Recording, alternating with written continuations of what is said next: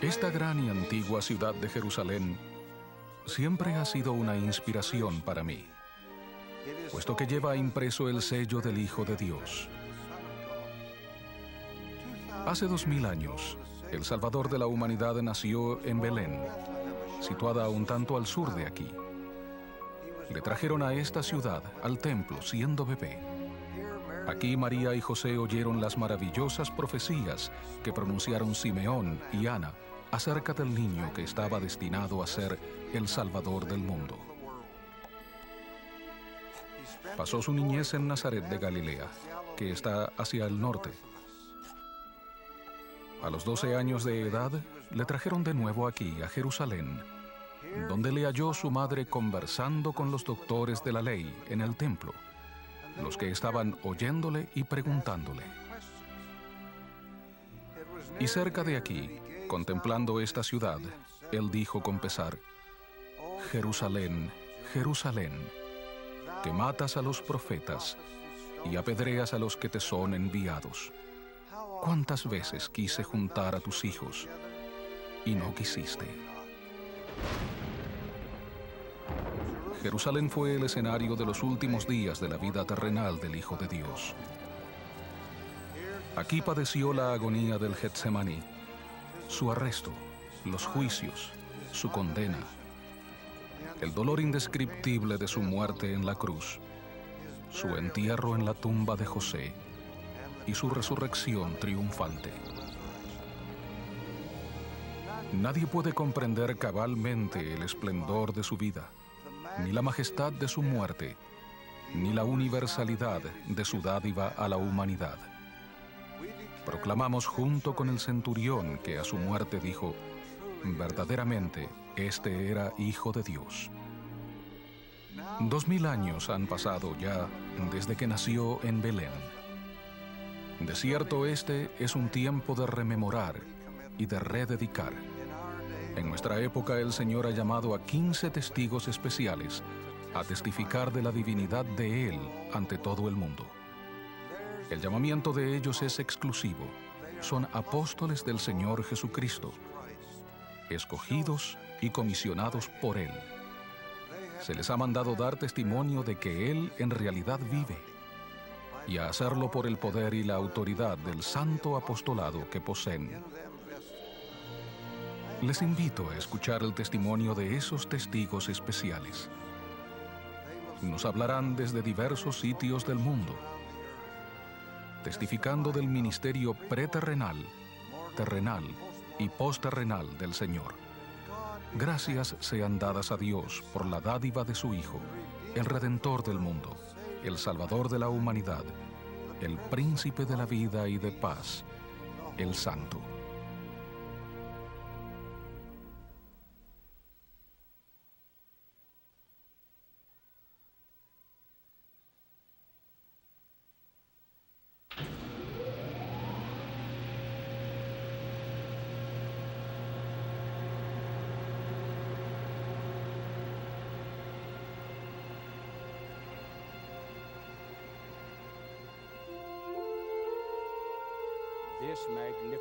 Este magnífico telescopio de gran alcance se ha situado a propósito por encima de la niebla tóxica para escudriñar con su potencia las galaxias. Así es en la vida al ver por el lente de la fe, para ver las cosas más claras. También nosotros debemos elevarnos por encima de la contaminación secular para, como dice el himno, contemplar maravillados la obra de todos los mundos por las manos de Dios creados, cual en el universo son mostrados. De otro modo, no podemos investigar el Evangelio universal de Jesús ni ver las cosas como realmente son. Pero al reconocer la magnitud del cosmos y meditar con humildad en la vastedad de la obra divina, muchísimo antes de que naciera en Belén y se le llegase a conocer como Jesús de Nazaret, nuestro Salvador era Jehová. Ya entonces, bajo la dirección del Padre, Cristo era el Señor del universo, que creó incontables mundos, de los cuales el nuestro es solo uno. ¿Cuántos planetas con habitantes hay en el universo? No sabemos. Pero no estamos solos en el universo. Dios no es el Dios de un solo planeta. Testifico que Jesús es en verdad el Señor del universo, que por Cristo, por medio de Él y de Él, los mundos son y fueron creados, y sus habitantes son engendrados hijos e hijas para Dios. Habiéndonos comprado con su sangre expiatoria en la gran y asombrosa expiación, Jesús llegó así a ser nuestro legislador. Mediante la obediencia a sus leyes y a sus mandamientos, podremos volver un día a su presencia y a la de nuestro Padre Celestial. Lo antedicho sobre el universo debiera hacernos caer de rodillas aún ahora, mucho antes del ulterior día del juicio, cuando toda rodilla se doblará y toda lengua confesará que Jesús es el Cristo. Testifico que Jesús cumplió esas grandes funciones como creador y legislador por su deseo de inmortalizar a todos los hijos de nuestro Padre Celestial, y con los más valientes vivir en la casa de su Padre, que tiene muchas moradas. Cuando Cristo vuelva, no regresará a la humildad del pesebre, sino que será reconocido como el Redentor y el Señor del universo.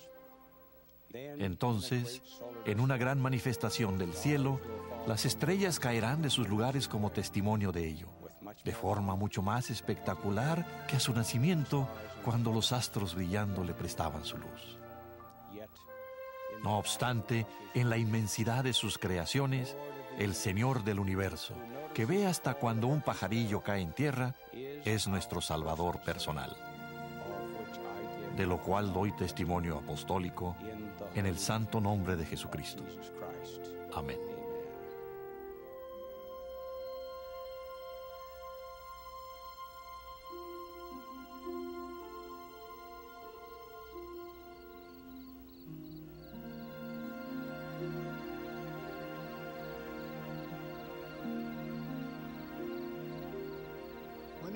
Cuando contemplo las estrellas del cielo, recuerdo que hace unos 4000 años, Jesús el Cristo, que entonces hablaba como Jehová, el Dios del Antiguo Testamento, hizo un convenio con el padre Abraham, que comprendía la promesa de que el Salvador del mundo vendría por el linaje de Abraham y que la descendencia de éste se multiplicaría como las estrellas del cielo. Además, se dijo a Abraham que en su simiente serían benditas todas las naciones de la tierra. Ese convenio iba a ser sempiterno, hasta 1000 generaciones. Se prometió a Abraham: en ti continuará este derecho, y en tu descendencia después de ti, sí, con las bendiciones del Evangelio, que son las bendiciones de salvación, sí, de vida eterna. En las Escrituras aprendemos que ese convenio se ha de cumplir en los postreros días. Entonces se predicaría la plenitud de su Evangelio, y muchos creerían verdaderamente que Jesucristo es el Hijo de Dios. En 1836 se entregaron las llaves del Evangelio de Abraham. En 1843, el Señor dijo al profeta José Smith que Abraham recibió promesas en cuanto a su posteridad y a la del fruto de sus lomos, de cuyos lomos eres tú. Esta promesa es para ti también, pues eres de Abraham. Hermanos y hermanas, ustedes también pueden recibir las bendiciones divinas prometidas al linaje fiel de Abraham. El Señor ha indicado que las bendiciones y responsabilidades de su sacerdocio son de ustedes debido a su fe, obras y linaje, el linaje que se les ha declarado en su bendición patriarcal. Sois herederos legítimos, ha dicho él. Vuestra vida y el sacerdocio han permanecido, y es necesario que permanezcan por medio de vosotros y de vuestro linaje. Las bendiciones supremas del convenio de Abraham se confieren en los santos templos. Esas bendiciones nos permiten levantarnos en la primera resurrección y heredar tronos, reinos, potestades, principados y dominios para nuestra exaltación y gloria en todas las cosas. El cumplimiento del antiguo convenio de Abraham es factible solo debido al Señor Jesucristo. Es Él quien nos ha posibilitado morar con Dios, con Él y con nuestras familias eternamente. Esta es su obra y su gloria. Yo le amo, testifico de Él y expreso mi sempiterna gratitud por Él, ahora y para siempre jamás.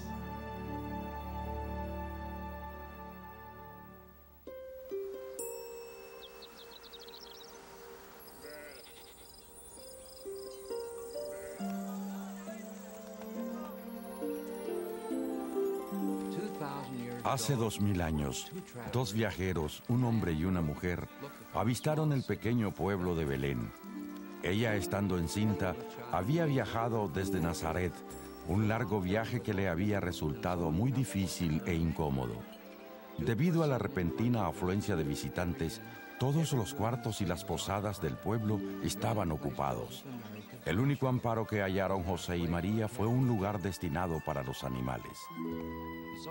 Y así nació él, Jesús el Cristo, el Mesías, el amado Hijo de Dios, el creador de soles, de lunas y de agitados océanos, yació envuelto en pañales en el entorno más humilde de la tierra. A muy tierna edad, y durante toda mi vida, me ha maravillado el bello relato del nacimiento del Señor y Salvador Jesucristo.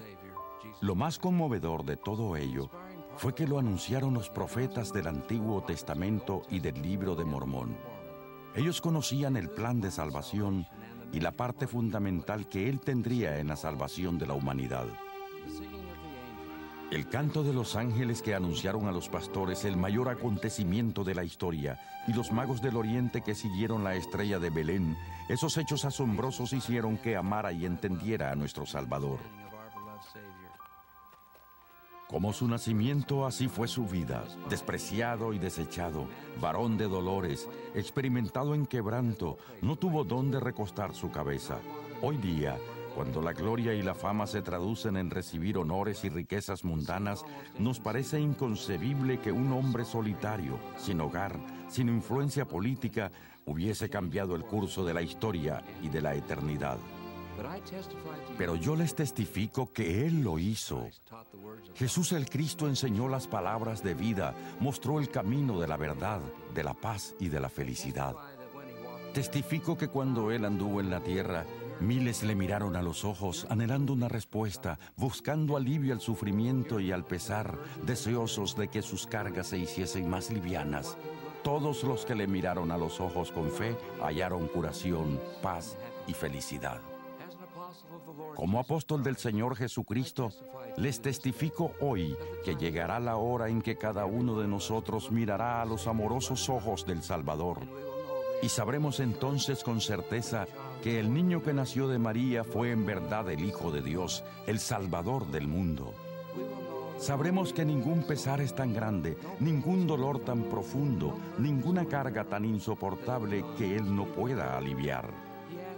Él pide que creamos en Él, que aprendamos de Él, que nos esforcemos por seguir sus enseñanzas, que nadie olvide jamás lo sagrado de su nacimiento, viniendo a Él y guardando sus mandamientos. Es mi oración en el nombre de Jesucristo. Amén.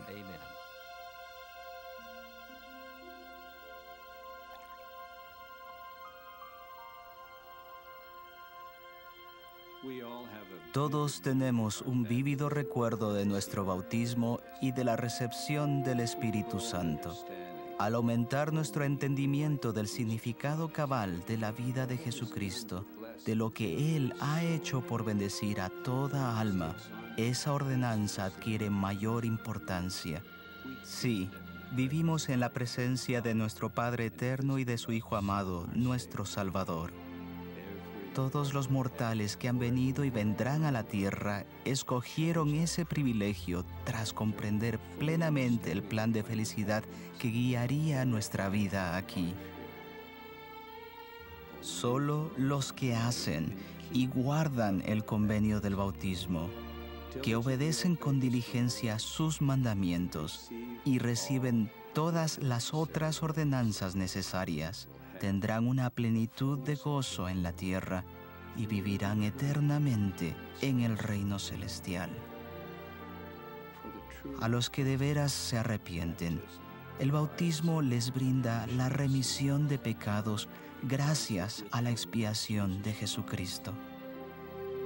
El Salvador dijo: el que no naciere de agua y del Espíritu no puede entrar en el reino de Dios. Ese es un requisito indispensable para toda alma que desee recibir la plenitud de las bendiciones que se nos ofrecen. Por eso realizamos en los santos templos la ordenanza del bautismo vicario por nuestros parientes fallecidos. El Maestro mismo se bautizó para cumplir toda justicia. Él es nuestro ejemplo perfecto en todas las cosas. Testifico que nuestro Señor y Salvador Jesucristo es un ser resucitado que posee amor y compasión perfectos. Testifico que Él dio su vida para que pudiésemos morar eternamente con Él y con nuestro Padre Celestial, y con nuestros seres queridos que se hagan merecedores de ello, mediante la obediencia a los mandamientos y el recibimiento de todas las ordenanzas de la salvación. Testifico solemnemente que sé que el Salvador vive.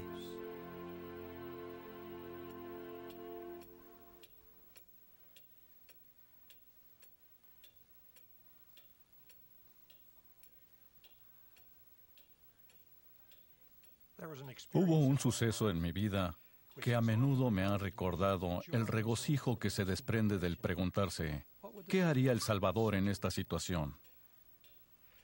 Llegué con los primeros infantes de marina que arribaron a las costas de Japón tras firmarse el Tratado de Paz al fin de la Segunda Guerra Mundial. El entrar en la devastada ciudad de Nagasaki fue una de las experiencias más tristes de mi vida. Gran parte de ella estaba totalmente destruida. Todavía había muertos sin enterrar. Como tropas de ocupación y establecido el cuartel general, nos pusimos a trabajar. La situación era deprimente y algunos deseamos hacer algo más, por lo que pedimos permiso al capellán de división para reconstruir las capillas cristianas. Debido a las restricciones existentes durante la guerra, esas iglesias casi habían dejado de funcionar y sus edificios habían sufrido daños considerables. Un grupo nos ofrecimos para reparar y revocar esas capillas durante nuestro tiempo libre a fin de que volvieran a usarlas en sus servicios cristianos. No entendíamos el idioma. Todo lo que podíamos hacer era el trabajo de reparación. Buscamos a los clérigos que no habían podido ministrar durante la guerra y les instamos a volver al púlpito. Fue magnífico verles experimentar de nuevo la libertad de practicar sus creencias cristianas.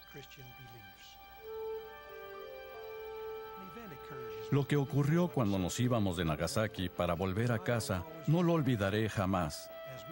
Cuando subíamos al tren que nos llevaría a los barcos, muchos de los otros marines comenzaron a hacernos burla. Se despedían de las novias que habían hecho y se reían de nosotros diciendo que nos habíamos perdido el pasarlo bien en Japón por haber perdido el tiempo reparando paredes. Mientras se mofaban de nosotros, aparecieron por detrás de una pequeña subida que había cerca de la estación unos 200 cristianos de las iglesias que habíamos reconstruido y cantaban «Con valor marchemos». Nos llenaron de regalos y se quedaron junto al ferrocarril. Y cuando el tren se puso en marcha, ellos y nosotros estiramos las manos y nos tocamos los dedos en despedida. No podíamos hablar, ahogados por la emoción, agradecidos por haber podido ayudar un poco a restablecer el cristianismo en un país después de la guerra. Sé que Dios vive. Sé que todos somos sus hijos y que Él nos ama. Sé que Él envió a su Hijo al mundo para que fuese el sacrificio expiatorio por todo el género humano. Y los que acepten su evangelio y le sigan, tendrán la vida eterna, que es el mayor de todos los dones de Dios. Sé que Él dirigió la restauración del evangelio sobre la tierra mediante el ministerio del profeta José Smith. Sé que la única alegría y felicidad duraderas que tendremos en nuestra experiencia terrenal la hallaremos al seguir al Salvador, al obedecer su ley y guardar sus mandamientos. Él vive. Este es mi testimonio que doy a ustedes en su santo nombre, el nombre de Jesucristo. Amén.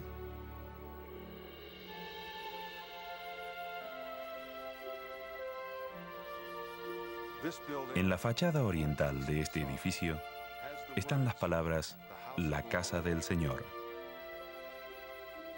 La primera vez que di unos pasos por el interior de este templo, tuve la sensación de que había estado aquí antes. De inmediato, se me ocurrió que lo que me era familiar era un sentimiento de paz más grande de lo que jamás había sentido, pero que creí reconocer y casi recordar. Antes de venir a esta vida, conocimos a nuestro Padre Celestial y a su amado Hijo. Sentimos paz al estar con ellos y añoramos el volver a estar con nuestros seres queridos.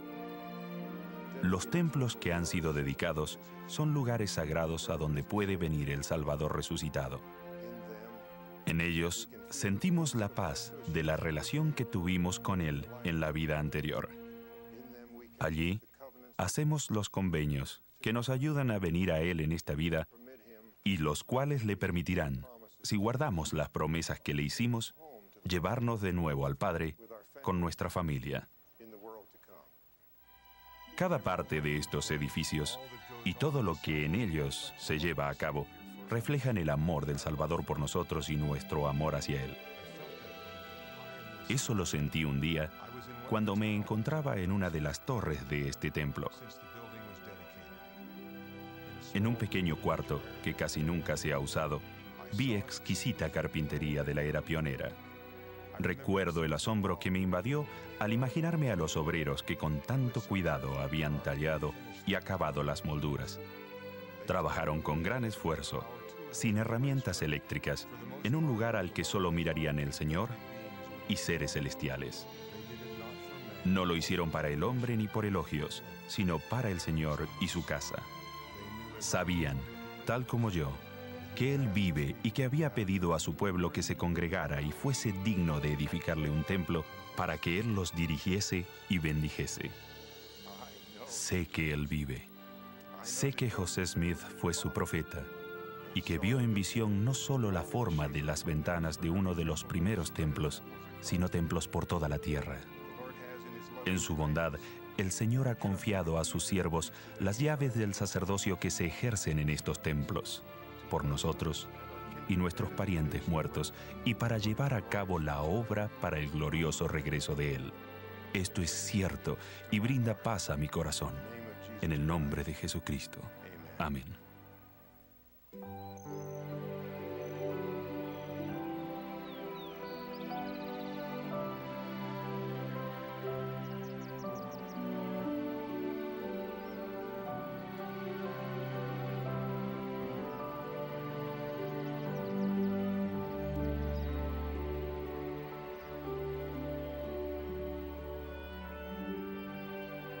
Siento gran amor por las Escrituras. Me encanta leer acerca de la vida terrenal de Jesucristo. Hay tanto en su vida que puede elevarnos, inspirarnos y fortalecernos en tiempos de necesidad. Para mí, uno de los capítulos más sagrados de las Escrituras es el 17 de Juan. El capítulo entero es una oración intercesora que Jesucristo le hizo a su Padre. En pocas palabras, Él dice: si el mundo tan solo te conociera como yo te conozco. Él le dice a su Padre que ha hecho todo lo que se le ha pedido hacer. A veces olvidamos cuán increíblemente obediente fue el Salvador. Todo lo que hizo, lo que dijo, fue porque era obediente a su Padre. El buscar a los pobres y cuidarlos el llamar a sus discípulos, sus enseñanzas, tanto en la tierra de Palestina como en las Américas. Todas esas cosas las hizo porque su Padre le había mandado hacerlas. El Señor no tenía motivos personales. Él dijo: nada hago por mí mismo, sino que según me enseñó el Padre. ¡Qué ejemplo perfecto de obediencia! Es necesario conocer al Salvador para tomar decisiones en la vida. Su sencilla admonición, ven, sígueme, podría transformar la existencia humana si solo se lo permitiéramos. Él tiene el poder de hacer que nuestras cargas sean ligeras si nos volvemos a Él. Como apóstol del Señor Jesucristo, tengo la oportunidad de dar testimonio como sagrado testigo del Salvador. Mi mayor deseo es que mi testimonio penetre el corazón de aquellos que lo escuchen. Yo sé que Jesucristo vive. Sé que Él guía y dirige su iglesia por revelación por medio de su profeta en este preciso día. Si tenemos fe en nuestro Salvador, Él nos ayudará en las pruebas y tribulaciones y podremos perdurar hasta el fin y volver a su presencia después de esta probación terrenal. Él vive y nos conoce y nos ama a todos. Él desea bendecirnos si venimos a Él. De todo ello expreso mi humilde testimonio en el nombre de Jesucristo. Amén.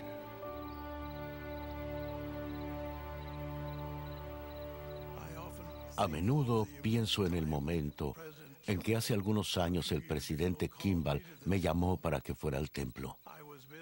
En ese tiempo yo era ayudante de los 12. Y él me llamó para que fuera a verlo al 4º piso del templo. Le dije que iría y él replicó: ahora mismo. Mientras me dirigía al templo, el corazón me empezó a latir más rápido, pues no sabía para qué me había pedido que fuera allí. Me llevó a un pequeño cuarto en el que yo nunca había estado. Y ahí el presidente Kimball me entrevistó en cuanto a mi dignidad. Y naturalmente me quedé sorprendido por la manera en que me hablaba, ya que no tenía idea del por qué me encontraba allí. Luego me indicó que nos pusiéramos de pie. Y mientras me encontraba al lado de ese hombre maravilloso que me tomaba de las manos, me dijo: con todo el amor que poseo, lo llamo para que ocupe la vacante del quórum de los 12.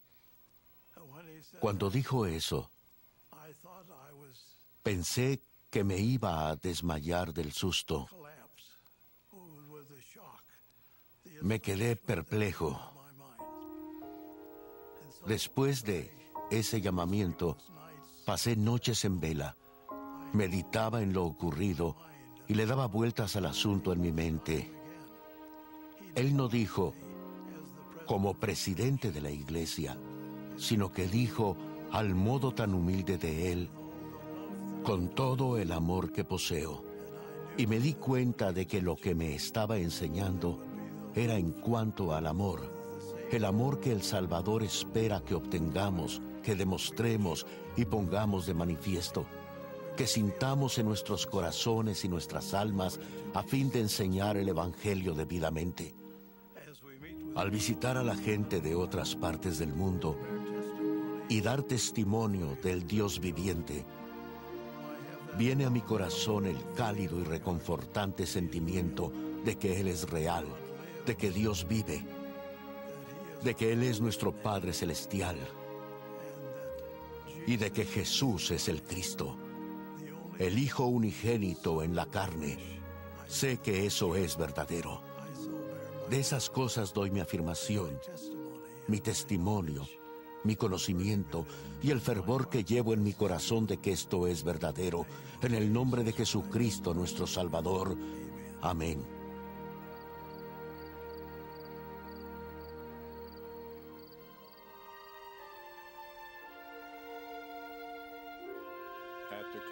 Al concluir su ministerio, Jesús introdujo el sacramento de la Santa Cena del Señor. Partió pan, lo bendijo y lo dio a sus discípulos, diciendo: tomad, comed, esto es mi cuerpo. Haced esto en memoria de mí. Él tomó la copa, dio gracias y les dio, diciendo: Esto es mi sangre del nuevo pacto, que por muchos es derramada para remisión de los pecados.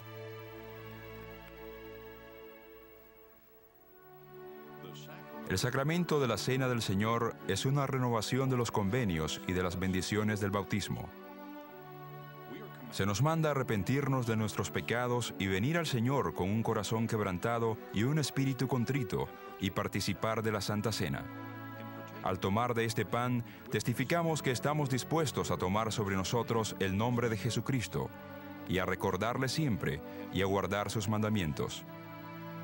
Cuando obedecemos este convenio, el Señor renueva el poder purificador de nuestro bautismo.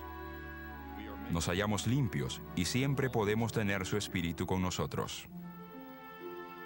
La administración de la Santa Cena y la renovación de convenios y la purificación que se llevan a cabo al participar de la Santa Cena son los actos más importantes de la adoración dominical de los santos de los últimos días. Lo hacemos en memoria de la sangre del Hijo unigénito, Jesucristo. Él ocupa el lugar central de nuestra fe. Él es nuestro Salvador y nuestro Redentor. Este año en el que celebramos el 2000 aniversario de su nacimiento, agrego mi testimonio al de sus otros apóstoles. Testifico que Él vive y que nos ama. Testifico que Él, como la luz y la vida del mundo, ha proporcionado la vía para que regresemos a nuestro hogar celestial, a disfrutar de la compañía y de las más grandes bendiciones de Dios, nuestro Padre eterno. Sí, la vida eterna, el mayor de todos los dones de Dios. En el nombre de Jesucristo. Amén.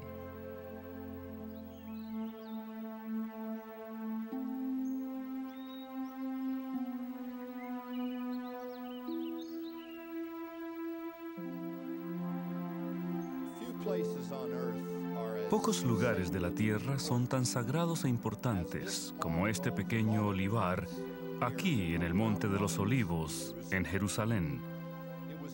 Fue aquí, en el jardín de Getsemaní, en su última noche en la tierra, que Jesús dejó a sus apóstoles y descendió solo a las profundidades de la agonía, que sería su sacrificio expiatorio por los pecados de todo el género humano. Moviéndose lentamente, arrodillándose y postrándose, exclamó: Abba, Padre, todas las cosas son posibles para ti. Aparta de mí esta copa, mas no lo que yo quiero, sino lo que tú. Para el ferviente seguidor de Cristo, es algo sumamente maravilloso el hecho de que el sacrificio voluntario y misericordioso de una sola persona pudiese satisfacer las demandas infinitas y eternas de la justicia, expiara todo delito humano, soportara toda enfermedad terrenal, sintiera toda aflicción, dolor y pérdida personales. Pero testifico que eso es exactamente lo que Cristo hizo por cada uno de nosotros.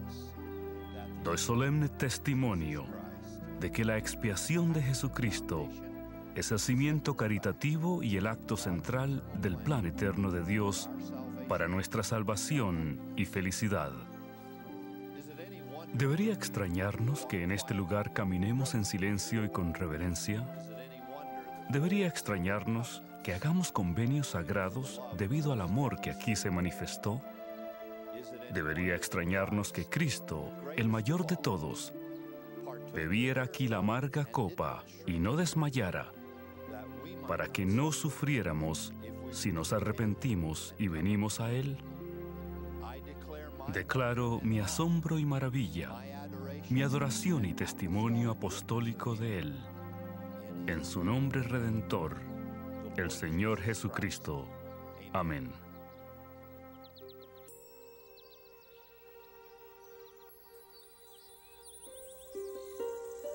Justo en las afueras de Jerusalén, en este lugar, o cerca de aquí, se encontraba la tumba de José de Arimatea, donde se dio sepultura al cuerpo del Señor. Al tercer día, después de sepultarlo, vinieron María Magdalena y la otra María a ver el sepulcro. Y hubo un gran terremoto, porque un ángel del Señor, descendiendo del cielo y llegando, removió la piedra y se sentó sobre ella. Mas el ángel dijo a las mujeres: no temáis vosotras, porque yo sé que buscáis a Jesús, el que fue crucificado. No está aquí, pues ha resucitado como dijo. Venid, ved el lugar donde fue puesto el Señor. Estas son las palabras más reconfortantes de toda la historia de la humanidad. La muerte, universal y definitiva, había sido conquistada. ¿Dónde está, oh muerte, tu aguijón? ¿Dónde, oh sepulcro, tu victoria? El Señor resucitado apareció primero a María. Él le habló y ella contestó. Él era real, estaba vivo. Aquel cuyo cuerpo había sido sepultado en muerte. Con razón, cuando más tarde Tomás lo vio con las manos y el costado heridos, exclamó maravillado: Señor mío y Dios mío. Eso nunca había ocurrido. Solo había habido muerte sin esperanza. Ahora había vida eterna. Únicamente un Dios podría haberlo hecho. La resurrección de Jesucristo fue el gran acontecimiento culminante de su vida y misión. Fue la piedra de coronamiento de la expiación. El sacrificio de su vida por todo el género humano no estaba completo sin que Él saliera de la tumba con la certeza de la resurrección para todos los que vivieran en la tierra. De todas las victorias de la crónica de la humanidad, ninguna es tan grandiosa, ninguna tan universal en sus efectos, ninguna tan eterna en sus consecuencias, como la victoria del Señor crucificado, que salió de la tumba aquella primera mañana de Pascua. Los que presenciaron ese acontecimiento, los que vieron, oyeron y hablaron con el Señor resucitado, testificaron de la realidad de este, el más grande de todos los milagros. Los seguidores de Cristo, a través de los siglos, han vivido y muerto proclamando la veracidad de este acto divino. A todos estos agregamos nuestro testimonio de que aquel que murió en la cruz del Calvario se levantó de nuevo en maravilloso esplendor como el Hijo de Dios, el Maestro de la vida y de la muerte.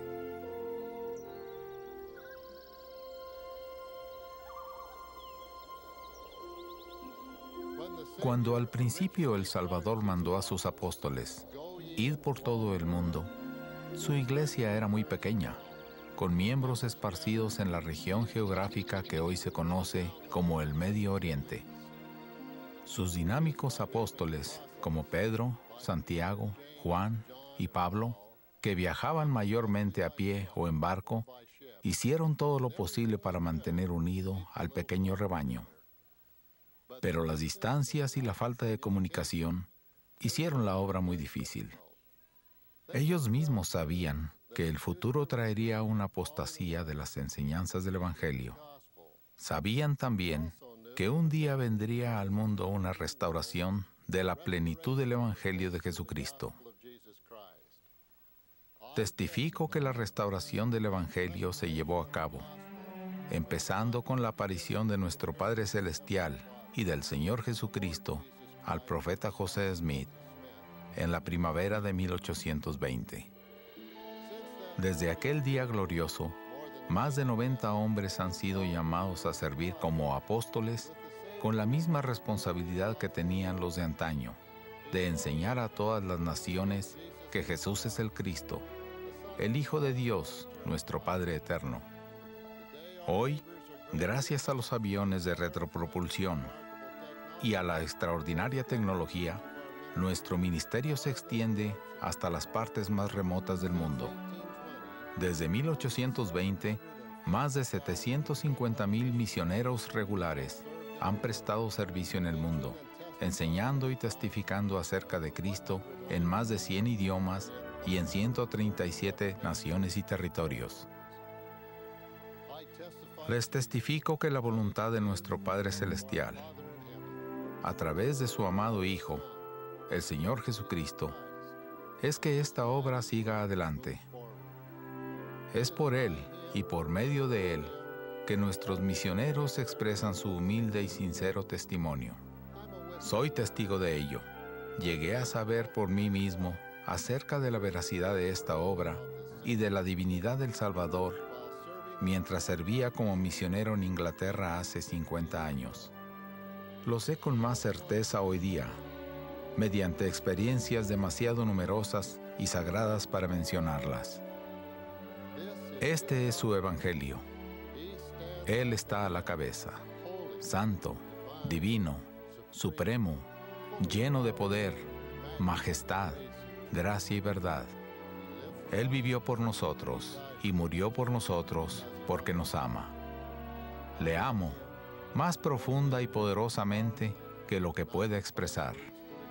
Él es mi Señor, mi Salvador, mi Redentor y amigo.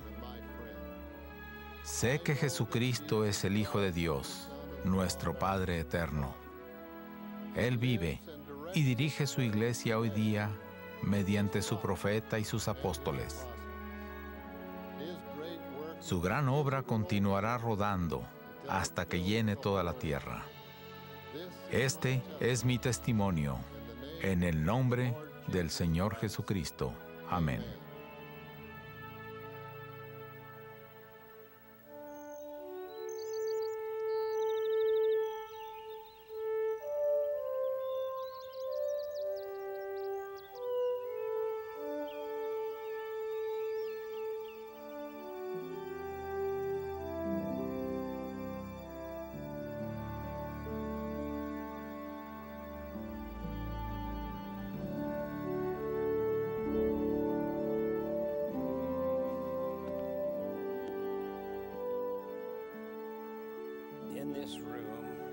En esta sala, el 3 de abril de 1836, se cumplió una profecía que se había dado hace más de 2000 años. Las palabras finales del Antiguo Testamento, dadas por el profeta Malaquías, profetizaron: «He aquí, yo os envío el profeta Elías, antes que venga el día de Jehová grande y terrible. Él hará volver el corazón de los padres hacia los hijos y el corazón de los hijos hacia los padres, no sea que yo venga y hiera la tierra con maldición». Cuando el ángel Moroni apareció al profeta José Smith, citó muchas escrituras, entre ellas esta, que aparece como la segunda sección de Doctrina y Convenios. Entonces, en ese día de 1836, José Smith y Oliver Cowdery se inclinaron aquí en solemne y silenciosa oración. Y tras orar, José dijo: «El velo fue retirado de nuestras mentes, y los ojos de nuestro entendimiento fueron abiertos. Vimos al Señor sobre el barandal del púlpito». El Señor les habló, y luego Moisés apareció, y les entregó las llaves del recogimiento de Israel. Elías les entregó las llaves del evangelio de Abraham, y luego sucedió. Elías el profeta volvió y dijo lo mismo, de hacer volver el corazón de los padres a los hijos y el de los hijos a los padres. Y dijo: «Por esto sabréis que el día grande y terrible del Señor está cerca». Ahora bien, en nuestra época, la obra maravillosa sigue adelante, la de historia familiar y del templo, uniendo a las familias por la eternidad. En un mundo que se degrada a sí mismo con la desintegración de la familia, esta obra sigue adelante y es divina, diseñada por el Señor y presentada por Él mismo al venir a este lugar y presentar a Elías el profeta, quien entregó las llaves de esta obra. Testifico que Jesús es el Cristo, que esta es una obra divina. La mente del hombre no puede haberla concebido. Es verdad. Jesús es el Cristo. Él vive. Él dirige esta iglesia. De esto doy testimonio solemne en el nombre de Jesucristo. Amén.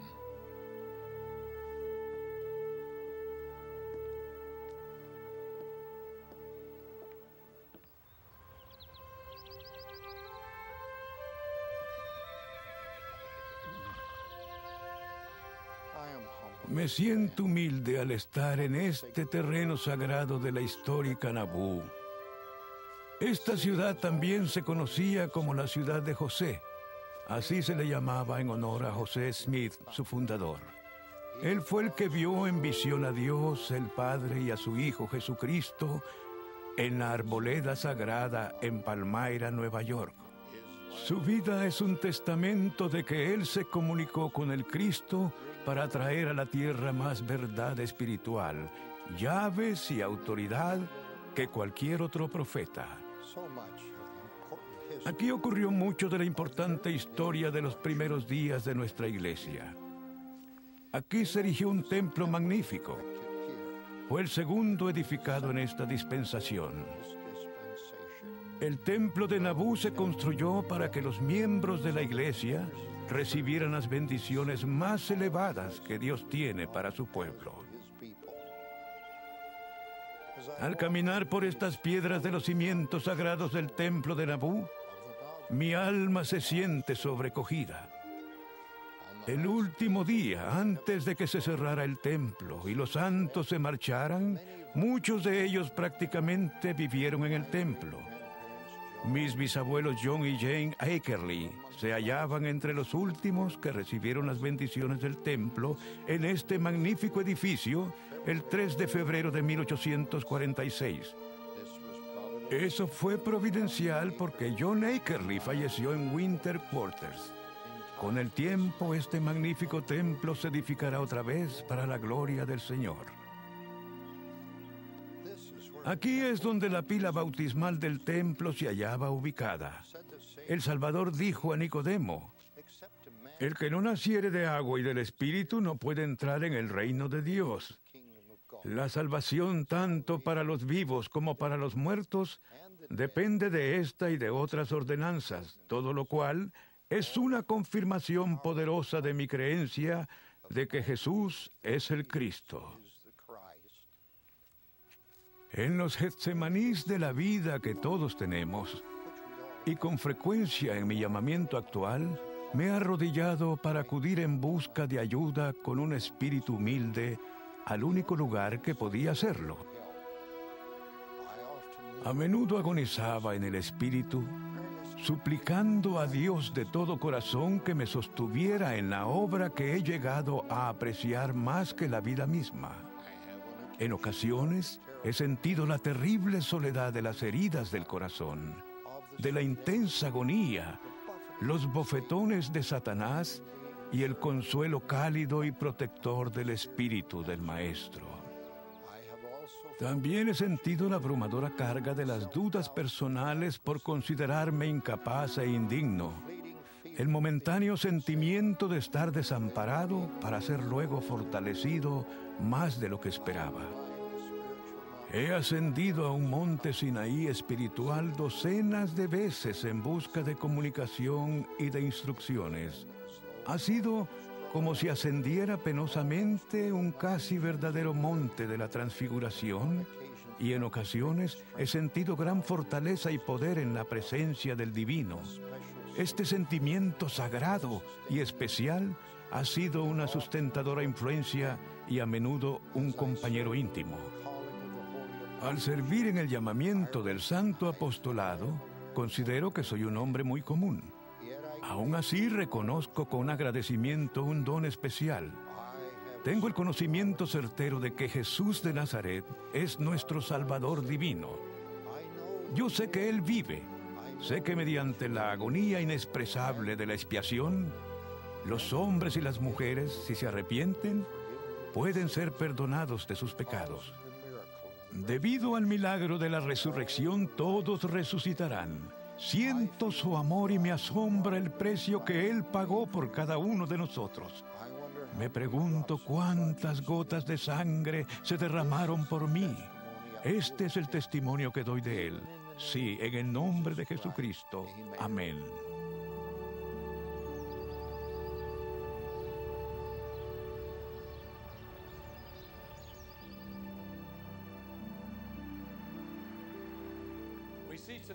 Presenciamos hoy el hermoso y restaurado edificio Grandin, situado en Palmyra, Nueva York.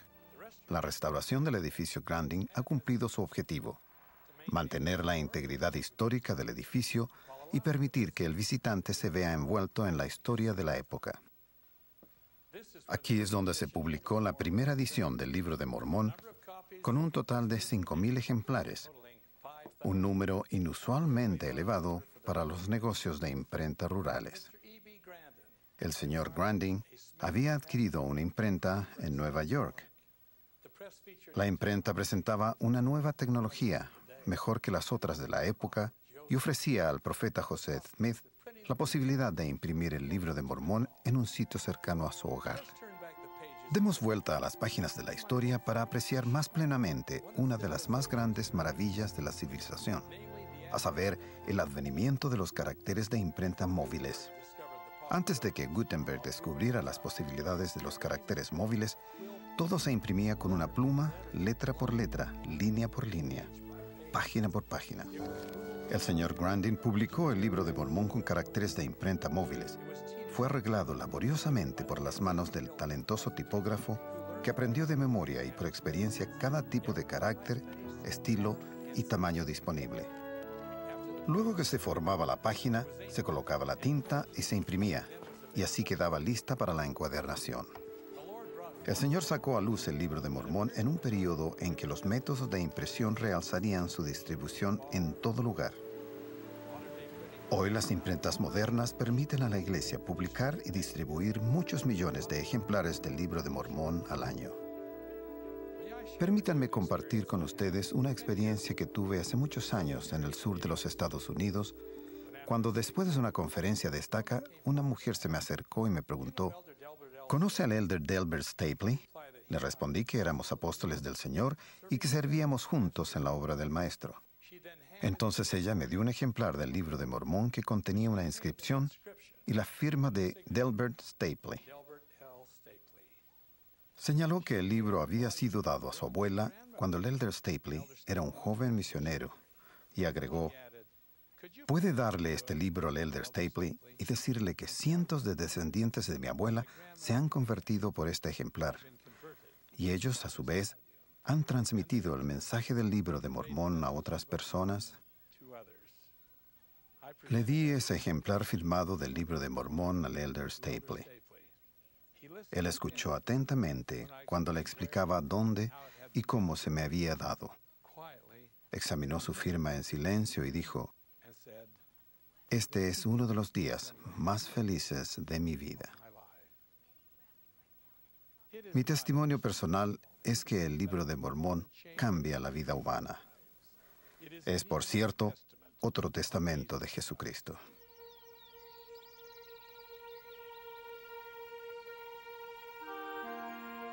Qué privilegio es estar aquí en el Cerro de Cumorah y reflexionar en los momentos trascendentales que se desplegaron el 22 de septiembre de 1827, cuando el joven labrador y profeta tomó caballo y carruaje y al caer la noche se dirigió al cerro donde recibió un antiguo registro del ángel Moroni.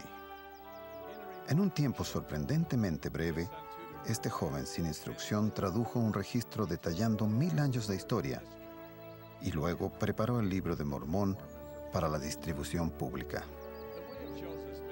Lo que logró José Smith se cristalizó con un esfuerzo monumental a pesar del espíritu malvado de la crítica. Más tarde, él declaró, pero mediante la sabiduría de Dios, las planchas permanecieron seguras en mis manos hasta que cumplí con ellas lo que se requirió. Cuando el mensajero, de conformidad con el acuerdo, llegó por ellas, se las entregué. Este hermoso lugar del Jardín de Dios atrae en forma literal a millones de visitantes, la mayoría de los cuales vienen a presenciar el espectáculo al aire libre del Cerro de Cumorah. El visitante suele venir con una actitud de curiosidad y parte con el alma conmovida por el Espíritu del Señor. El Libro de Mormón es un nuevo testigo de Jesucristo. Su mensaje se ha esparcido por toda la tierra y lleva a sus lectores al conocimiento de la verdad. Contesta la aguda y universal pregunta mejor formulada por Job de antaño. Si el hombre muriere, ¿volverá a vivir? Hace muchos años acudí a un llamado que se me hizo a la cabecera de la cama de Robert Williams, un padre joven que yacía moribundo. Su esposa y sus 2 hijos se mantenían a su lado y aunque tratábamos de tener valor, había lágrimas en nuestros ojos. Robert me preguntó, ¿a dónde irá mi espíritu cuando yo muera? Yo ofrecí una oración en silencio y luego noté que en su mesa de luz había una combinación triple. Tomé el libro y di vuelta unas páginas. De pronto descubrí que, sin esfuerzo de mi parte, me había detenido en el capítulo 40 de Alma en el libro de Mormón, y le leí a Robert estas palabras. He aquí, un ángel me ha hecho saber que los espíritus de todos los hombres, en cuanto se separan de este cuerpo mortal, sí, los espíritus de todos los hombres, sean buenos o malos, son llevados de regreso a ese Dios que les dio la vida. Y los espíritus de los que son justos serán recibidos en un estado de felicidad que se llama paraíso, un estado de descanso, un estado de paz, donde descansarán de todas sus aflicciones y de todo cuidado y pena. Al continuar leyendo sobre la resurrección, se irradió su rostro. Una sonrisa adornó sus labios y su cuerpo cansado y enfermo durmió. Entonces me despedí de su esposa e hijos. Volví a verlos en el funeral de Robert Williams. En los preciosos rincones de la memoria, recuerdo esa noche en la que un padre suplicaba por la verdad y escuchó la respuesta a su pregunta desde el libro de Mormón. Fui yo el que leyó las palabras, pero Dios dio vuelta a las páginas. Sí, nuestro Padre Celestial contesta nuestras oraciones en su propio tiempo y a su manera. Doy testimonio apostólico de que Jesús es el Salvador del mundo y de que Él y su Padre se aparecieron al profeta José Smith para dar comienzo a la dispensación del cumplimiento de los tiempos. Y así lo declaro en el santo nombre de Jesucristo. Amén.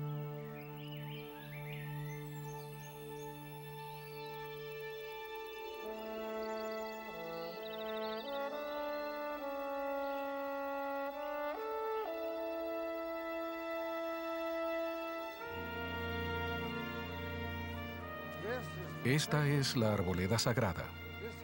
Este terreno santo es reverenciado por los santos de los últimos días de todo el mundo.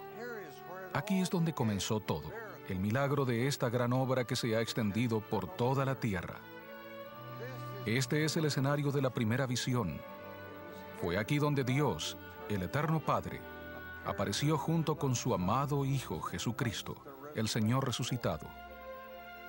El Padre, señalando a su Hijo, dijo: Este es mi Hijo amado. Escúchalo. ¿Se dan cuenta de la importancia que tiene esa declaración? Aquí estuvo Dios, el Eterno Padre, el Todopoderoso, dando su testimonio en palabras claramente habladas. No se ha dado testimonio más importante ni más convincente del Señor resucitado que este, el de su propio Padre. Las cortinas que habían estado cerradas por siglos ahora se abrían. Una nueva y gloriosa dispensación del Evangelio se iniciaba, presentando aún otras revelaciones maravillosas. Otro testamento de Jesucristo salía a la luz para hablar como una voz que sale desde el polvo. El santo sacerdocio, originalmente otorgado por el Maestro a sus apóstoles vivientes, se restauró sobre hombres vivientes por esos mismos apóstoles ahora resucitados. Siguió una verdadera nube de testigos, con llaves y poderes necesarios para completar la restauración de la iglesia establecida por Jesús, cuando Él caminó sobre la tierra, conocida ahora como la Iglesia de Jesucristo, de los santos de los últimos días. Aquí, en este mismo lugar, la larga noche de la apostasía se transformó en el glorioso amanecer de una nueva época. Se vio y se escuchó a Dios mismo. Aquí donde nos encontramos, en medio de la tranquilidad de estos árboles, en este, el más sagrado de los lugares, se reveló otra vez la naturaleza de la deidad. La mente despejada y receptiva de un muchacho se convirtió en el instrumento de la revelación que aquí se dio y de las muchas más que seguirían. Siendo yo el 15º sucesor de José Smith y el portador del manto profético que vino sobre él, declaro solemnemente mi testimonio de que el relato del profeta José de esos eventos es verdadero, que aquí el Padre dio testimonio de la divinidad de su Hijo, de que el Hijo instruyó al joven profeta, y que siguió una serie de acontecimientos que llevaron a la organización de la única iglesia verdadera y viviente sobre la faz de toda la tierra, con la cual dijo: yo, el Señor, estoy bien complacido. De la realidad y de la personalidad del Dios viviente y de su Hijo, nuestro Redentor, soy testigo reverente y solemne, y hablo estas palabras por el poder del Espíritu Santo, en el nombre sagrado de Jesucristo. Amén.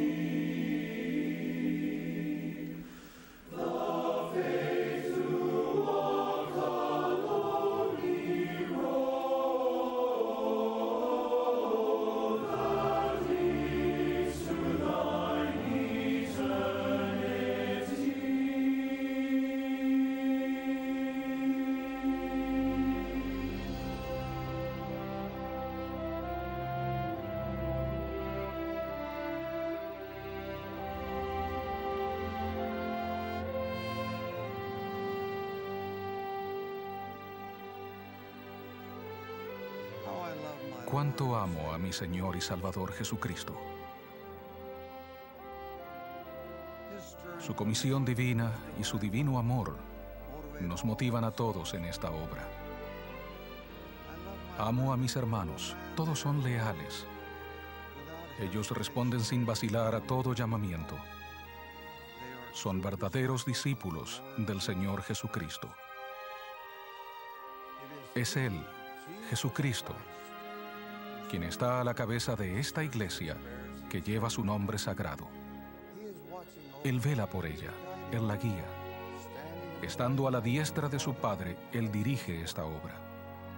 Unidos y en calidad de sus apóstoles autorizados y comisionados por Él para hacerlo, manifestamos nuestro testimonio de que Él vive y de que vendrá otra vez a reclamar su reino y reinará como Rey de Reyes y Señor de Señores. De esto tenemos la certeza y damos testimonio apostólico en su santo nombre. Sí, el nombre de Jesucristo. Amén.